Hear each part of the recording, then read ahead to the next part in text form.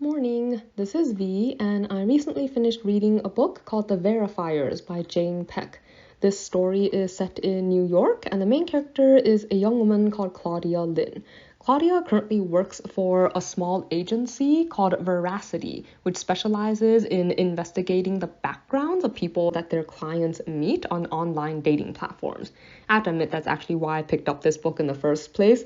I know I consider a surprisingly large number of people who did manage to find their significant others this way. So I thought it might be kind of interesting to read a book where dating platforms was a major subject matter.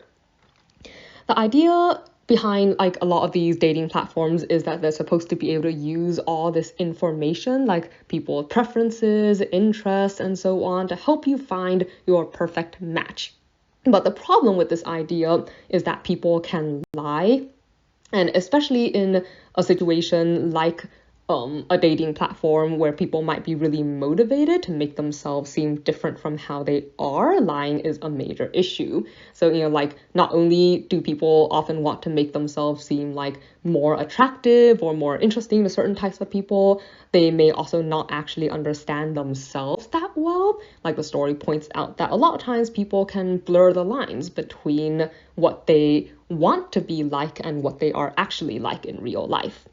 So the goal of Veracity is to help clients make sure that the people they're seeing are genuine, like they'll look into whether or not someone is lying on their platforms or trying to deceive you in their conversations, and also whether or not they're hiding anything important in their real world lives. For instance, maybe they're actually already married or something. Like they help make sure that clients aren't making a mistake when they do decide to pursue a more serious relationship.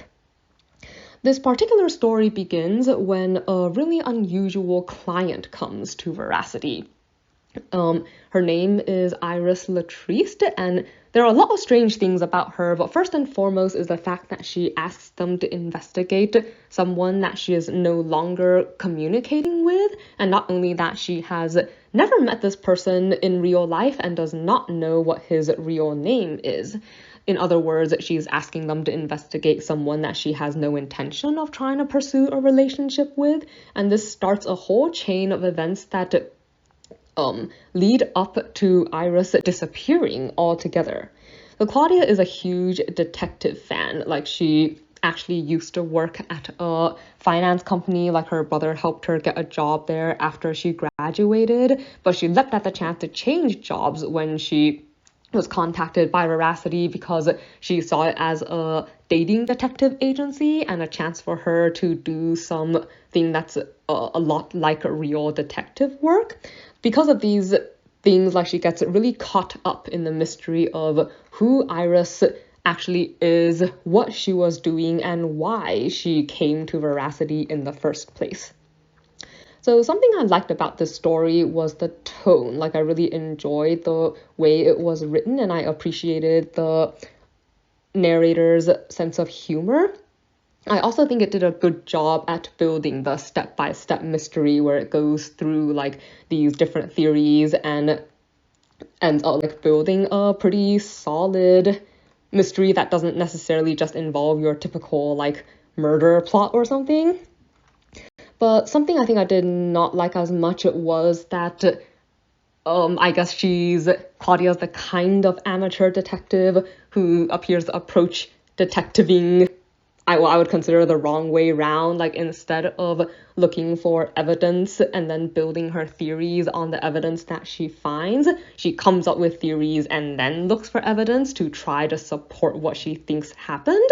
And I think this creates a lot of misunderstandings that cause her to get in trouble sometimes and can also cause her to make her relationships with other people not very good.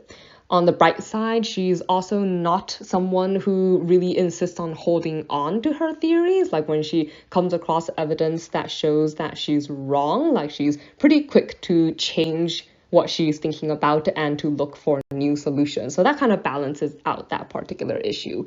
Overall, I really enjoyed reading this book, and it's definitely something I think I would recommend to people who like mystery stories.